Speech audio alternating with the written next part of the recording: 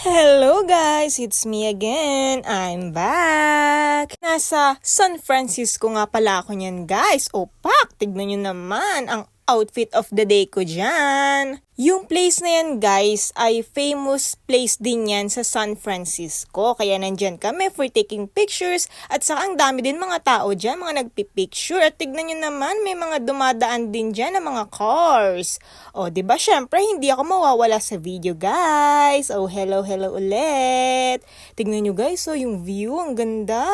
And ayan nga pala guys, may mga cars dyan na dumadaan din. Pwede yan, pwedeng dumaan ang mga sasakyan dyan guys. Pero, tinry muna namin yung sidewalk ba yan? Yung stairs dyan pababa. Para naman makita din namin or ma-experience. Bababa pa ako dyan guys. Wait lang guys kasi may mga tao pa sa likod ko. Kaya ayan, video muna ako there. Isa nga pala ito guys sa pinaka-famous tourist spot sa San Francisco. Nasa itaas ng matarik na burol kung saan makikita mo ang mahaba at diretsyo na street view pababa. At marami din guys na turista ang tumitigil sa intersection sa taas para kumuha ng pictures tulad ng mga pinagagawa ko din dyan guys. May mga picture din ako sa taas dyan guys pero kasi that time pababa na kami kaya ayan video na. Kaya ayan ang itsura ng paligid guys habang bumababa kayo. Oh, hello there mother. Ayan, mga pababa din sila dyan guys. Tignan nyo naman ang mga sasakyan. Or sisi, hello there.